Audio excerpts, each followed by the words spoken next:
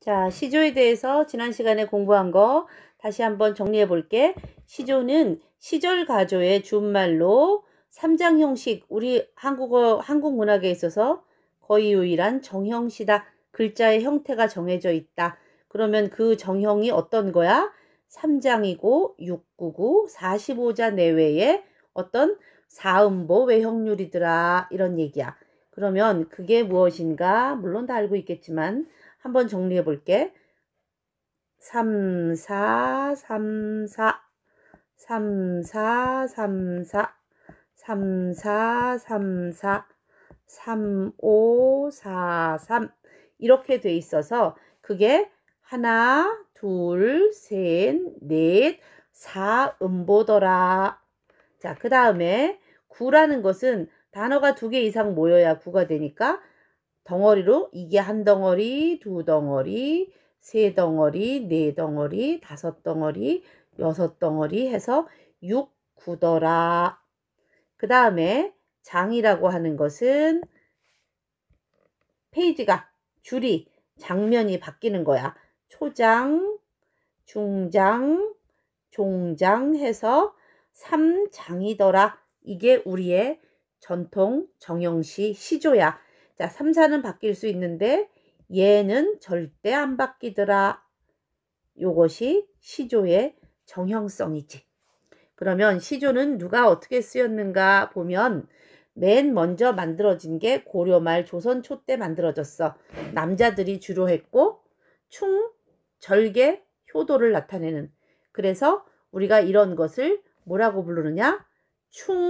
충절가다 이렇게 많이 불러. 충효와 절개를 부른 노래다. 그래서 여말선초 충절가가 많지. 충절가는 아무래도 정치적으로 불안전하던 시간에 사람들이 많이 부르게 되니까. 자, 조선 중기 가면 여기에 플러스 추가 여자들이 들어가더라. 즉 사랑 노래를 부르더라. 그리고 남자들은 평시조, 단시조가 발달해서 이번에는 줄줄이 쓰는 연시조를 쓰더라. 이렇게 줄줄이 3년짜리 그 초장, 중장, 종장짜리가 막 몇 개씩 붙여서 쓰는 거야. 그리고 조선 후기에 가면 여기에 추가로 일반인들이 자기들의 일상생활을 말하는 긴 사설시조를 부르더라. 그래서 우리는 교과서에서 충절가 하나, 사랑가 하나, 사설시조 하나 이렇게 3가지를 부르게 될 거야. 자, 우리가 여말 노래 중에서 이렇게 3가지를 배울 건데 같은 충절가래도 조선 초의 충절가래도 고려가 아직 망하기 전 고려라는 나라가 아직 살아있던 고려 말과 고려가 망하고 조선이 만들어진 조선 초와 그리고 너희들 다 알다시피 그 유명한 단종과 세조가 얽힌 단종, 세조 시절, 세조 단종에 얽힌 충절가 이렇게 3파트로 보통 나뉘어. 같은 충절가래도. 자, 고려 말의 충절가는 고려가 아직 망하기 전이었기 때문에 고려의 멸망, 망국을 걱정하는 노래가 많지. 그런데 반해서 조선초는 이미 망국했어. 이미 고려가 망했어. 그러니까 망국을 한탄하는 노래가 많지. 자, 이 두 시기에 사랑의 대상은 누구냐? 국가야. 사랑의 대상은 고려야. 그런데 세조 단종 시기에 오면 사랑의 대상이 누구냐? 임금님이 돼. 누구? 단종이겠지. 자, 우리는 그렇게 나누어서 한번 볼 거야. 그래서 맨 먼저 이세계, 백설이 자자진고래, 정몽주의 단심가 이렇게 2개는 충절가고 이방원의 하여가는 충절가는 아니야. 뭐 아무러면 어때? 우리끼리 잘 살면 되지? 이런 시야. 그런데 하여가가 있어서 단심가가 있는 거기 때문에 얘네들은 세트니까 이방원의 하여가도 같이 배워볼 거야. 자, 그러면 이색이라는 사람과 정몽주라는 이런 이름들이 굉장히 낯설잖아? 아니, 낯익잖아? 그래서 그 사람들에 대한 얘기를 해보도록 하지. 먼저 이색이 제일 선생님이야. 이색은 내가 천재라고 얘기했잖아? 이색의 제자가 정몽주야. 그리고 정몽주의 제자가 길재야. 이렇게 이어지게 되지. 자, 이색은 망국을 걱정하는 나이 많은 노시나 자기는 원나라에서 최고 잘 나가고 있었는데 모든 걸 다 버리고 조국으로 돌아왔는데 내 조국이 망하고 있어. 이거를 걱정하고 있고, 정몽주는 뛰어난 학자이기도 하지만 군인이기도 했어. 그래서 정몽주는 어떻게 했어? 실전에 이성계를 없애려다가 이 사람은 이방원에 의해서 죽음을 당하게 됐지. 그리고 어떻게 했어? 자기 제자들과 자기 아이들한테 절대 조선에 참여하지 말아라. 나쁜 것들. 자, 길제는 뭐라 그랬느냐? 나는 참여하지 않으나 나의 제자들이여, 나의 자식들이여, 백성을 위하여 새로운 조선에 협조하라. 이렇게 말한 사람이야. 그러면 이 세 사람이 쓴 시를 한번 볼게. 먼저 백설이 잦아진 고래, 이건 이색의 시야. 이색의 시는 이색답게 어떻게 됐을까? 잠깐 조금 땡겨줘야겠는데? 이색의 시는 이색답게, 나이 많은 사람답게 나라를 걱정하는 시야. 자, 먼저 시를 볼 때는 고전시가든 현대시가든 시에서 말하는 걸 그대로 그림처럼 생각을 하고, 그런 다음에 거기에 중의적 의미를 보는 거야. 백설이 잦아진 고래. 자, 공간적 배경은 흰 눈이 거의 없어져가는 골짜구니에, 흰 눈 굉장히 좋은 거지. 자, 구름이 머물고 있구나. 구름이 머물러서 햇빛이 쨍하지 못하고 날이 흐려.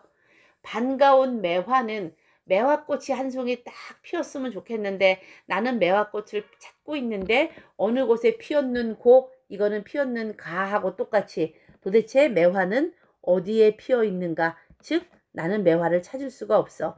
석양에 해가 지고 있는데 나 혼자 서 있어서 어디로 가야 될지를 몰라 하는구나. 자, 이건 얼핏 우리가 이야기만 들어보면 말이야, 딱 이런 느낌이 나지 않니? 딱, 딱 이런 느낌이 나요. 이렇게 막 석양에, 참 도사 되겠네.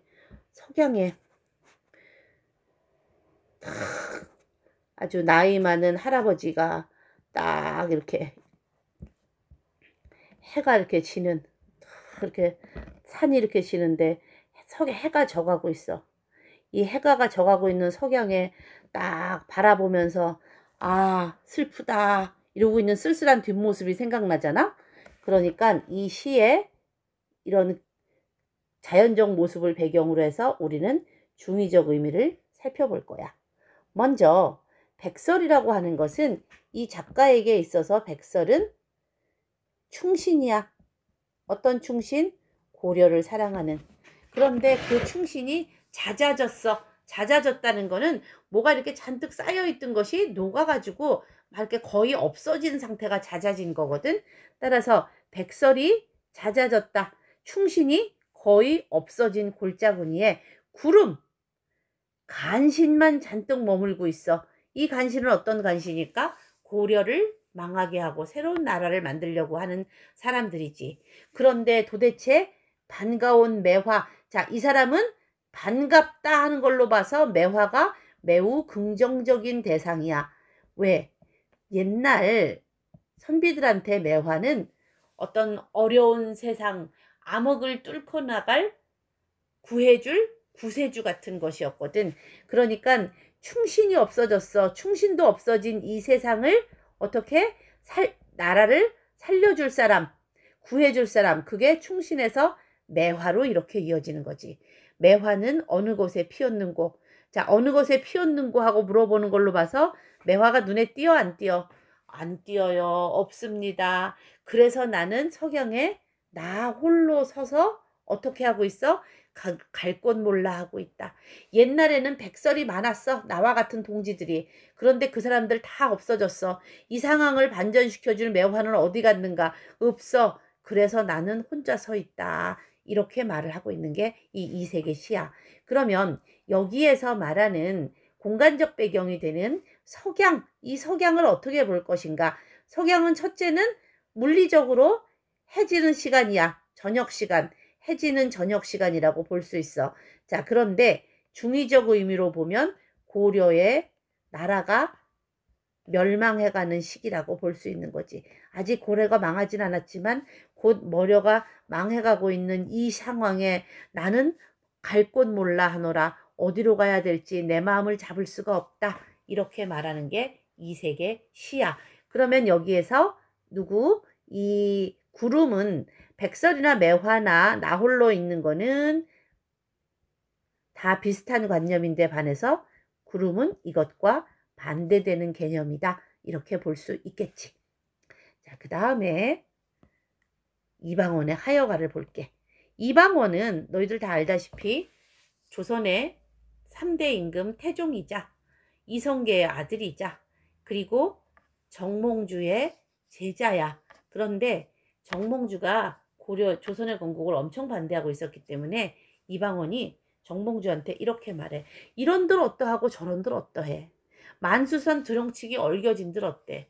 즉 주위가 어떻게 되든 무슨 상관이 있어. 우리도 이같이 얽혀서 100년까지 행복하게 삽시다. 제안한 거지. 자, 100년이라는 것은 반드시 98, 99, 100이 아니라 옛날 사람들에게 있어서는 뭔가 꽉 찬 영원토록 오래도록 이런 뜻이야. 이거 딱 보면 그냥 알 수 있지. 그런데 예를 들어서 우리가 이방원이라는 이름을 보지 않았다 하더라도 글자만 보고 이게 고려시대인지 어떻게 알아요? 만수산을 보면 알 수 있어. 자, 만수산이 조선시대 종묘처럼 고려시대 임금님들의 무덤이 있는 선산이야. 따라서 만수산 드렁칠기 얽혀진들 어떠하리 하면은 우리는 어머 고려 말이구나 이렇게 알 수가 있는 거지. 사실 이 나라가 망하지 않았으면 임금님의 선산이 있는데 거기에 치기 막 엉망으로 되겠니? 따라서 만수산 드렁치기 얽혀진들 어떠하리 이 부분은 고려가 망하면 어떠리? 고려가 망하면 어때? 우리만 잘 살면 되지. 이렇게 하는 거야. 자, 이 시는 이런들 어떠하며 저런들 어떠하리 이 말을 한자로 하면 하여야. 그래서 우리는 하여가다 이렇게 불러. 자, 그런데 이러한 시를 읽고 우리의 또 앞뒤가 꽉 막히신 우리의 포은 정몽주 선생님은 뭐라고 말씀을 하셨는고 하니 이 몸이 죽고 죽어 100번 고쳐 죽어. 자, 백골이 진토되어 넋이라도 있고 없고 이명한 일편단심이야 가실 줄이 있으랴. 자, 이 몸이 죽고 죽어 100번 고쳐 죽어. 가능한 얘기입니까? 가능한 얘기 아닙니다. 이거 자체가 어떻게 사람이 한 번 죽기도 힘든데 100번을 죽겠어? 자, 이거 무슨 법? 반복이요. 또 과장이지. 그런 정도로 백골이라는 것은 사람이 죽은 지 오래돼야 살은 다 썩고 뼈다귀만 남는 거야. 그런데 그 백골이 뭐가 돼? 진토가 됐어. 흙이 됐어. 그러면 100번 고쳐 죽고선도 더 고쳐 죽은 거지. 그러고 난 다음에 넋이 인간의 영혼이 있든지 없든지 간에 완전 엄청난 과장이지. 자, 핵심 말은 뭘까요? 임향한 일편단심이야. 자, 여기서 이미 누구? 고려의 임금이지. 고려의 임금을 향한 일편 한 조각의 단 붉은 마음이야.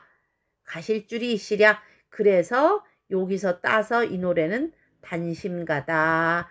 이렇게 부르는 거야.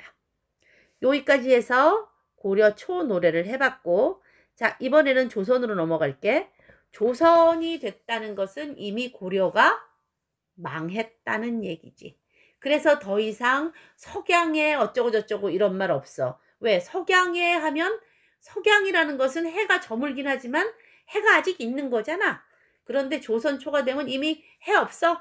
새로운 해, 어나더 해가 떴어. 따라서 조선 초는 이미 망한 고려에 대해서 충성하는 사람들을 우리는 뭐라고 부르느냐? 고려의 유신이다 이렇게 불러.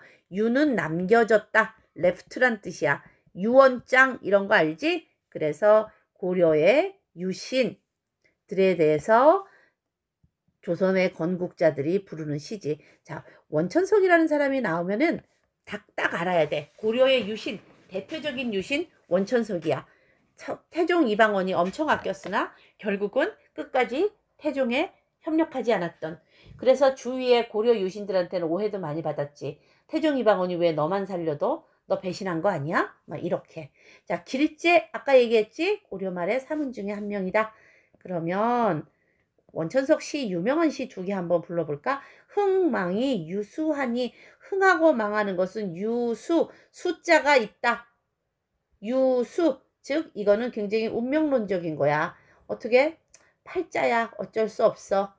이런 얘기지. 그런데 만월때도 만월때라는 것은 고려의 궁궐터야. 요즘으로 치면 서울로 치면 경복궁 같은 거지. 고려의 궁궐. 망월때도 추초로다. 가을 풀에 뒤덮여 있어. 즉 나라가 이미 멸망했다라는 것을 보여주고 있지. 500년 왕업. 500년 왕업이라는 것은 고려가 500년 동안 지었으니까 목적이라는 것은 목동의 피리소리야. 따라서 만약에 이 나라가 아직 똑바로 살고 있는 나라면은 궁궐에 추초가 어우러지고 목적이 거기 와서 동물들한테 풀 뜯게 하겠어? 따라서 만월때도 추초로다. 목적에 부처시니 이거는 모두 다 고려가 이미 망했다라는 걸 알 수 있지. 석양에 지나는 객이 이미 다 끝났어. 지나는 객, 이 객이 누구야? 원천석이야. 본인이야. 자, 본인을 객관화시켜서 만든 거야. 눈물겨워 하노라. 이게 이 사람의 감정이야. 겁나 슬퍼요. 이런 얘기야. 요번에는 원천석의 두 번째 시. 역시 작가가 원천석인 걸 보니 우리는 이 사람이 충정, 고려에 대한 충성을 노래하고 있겠구나라는 것을 단박에 알 수 있지.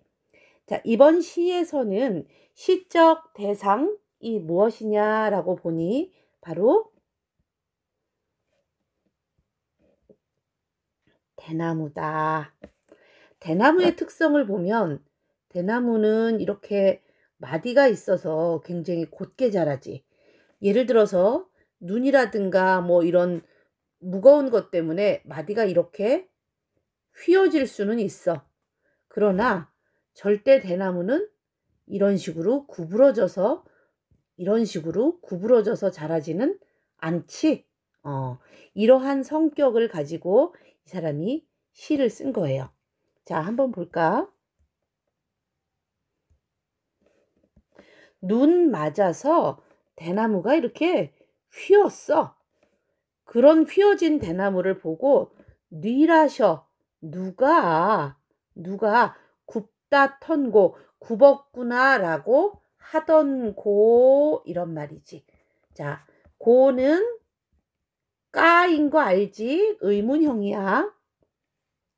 자, 그래서 굽을절개라면 내 대나무가 이렇게 굽어질 것 같다라면 눈 속에서 푸르겠는가? 자, 대나무 눈 속에서도 푸른색이지? 자, 그러면 이 사람이 말하는 절개라면 이 대나무의 뭘까? 속성, 대나무를 통해서 우리가 보고자 하는 덕목이 절개인 거야.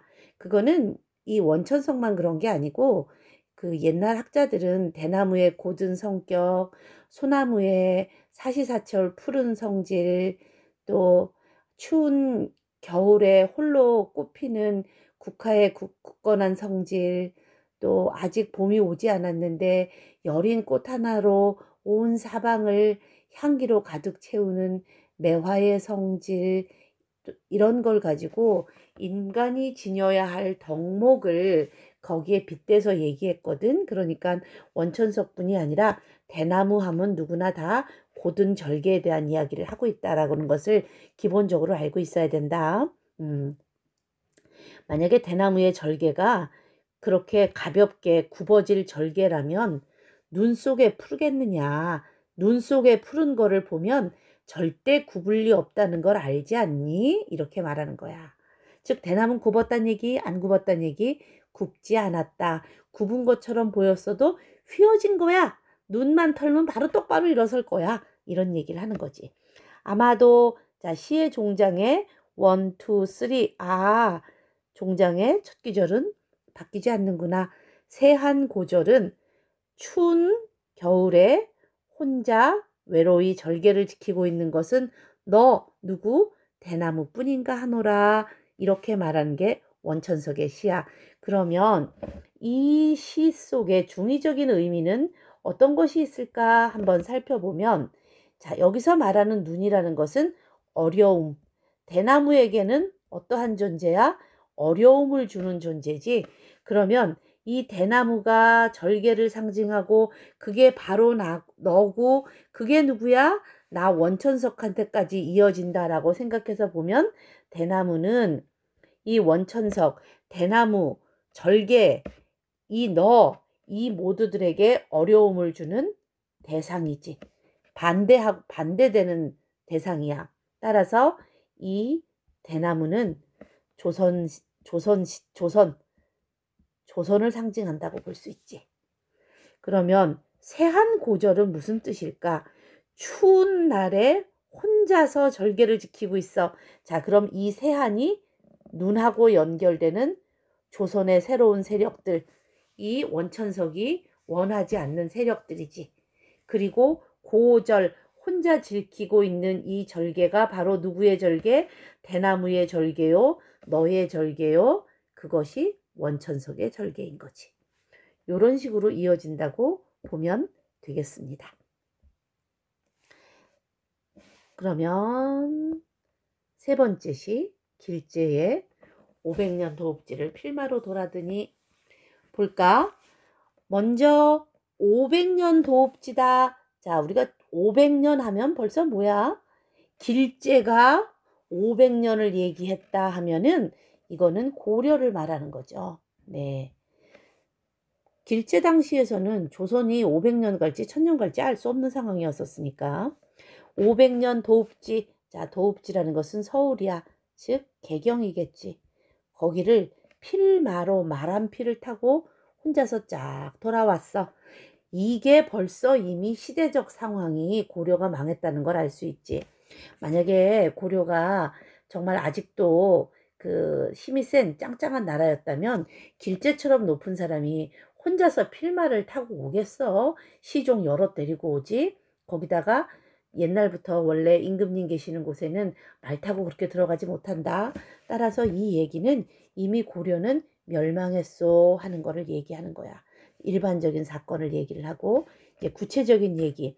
산천은 의구. 산천이라는 것은 산과 강이야. 그럼 산과 강만 말할까? 아니지. 자연을 의미하는 거야. 그래서 이런 걸 우리는 대표적으로 비유했다. 그래서 대유법 이렇게 말하지.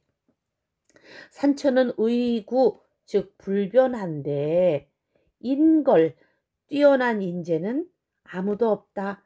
이거는 가변했네. 자, 이 두 문장은 대꾸이며 대조를 이루고 있지. 어집어 글자 1, 2, 3 나왔네요. 뭘까요? 아, 시조군요. 1, 2, 3. 태평연월이 그 고려의 편안하고 행복했었던 그 세월이 이제 보니 다 꿈과 같구나 이렇게 말하고 있지. 그러면 고려가 어디로 연결돼? 꿈으로 연결되는 거고. 그리고 자연의 인간 세상에 흥하고 망하는 것은 자연과 비교해서 자연은 변한 바가 없는데 인간 세상은 다 망했구나 이렇게 말하는 거야. 그런데 있잖아, 이 사람의 마음심은 어떨까? 꿈과 같다. 이게 뭐야? 허망. 즉 실체가 없네. 이런 뜻이지. 그러면 이 세 사람의 시를 보면 이 세 사람의 시가 다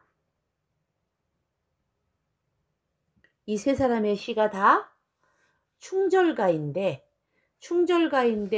원천석의 마음 눈물겨워 하노라. 슬픕니다. 왜? 나라가 망해서.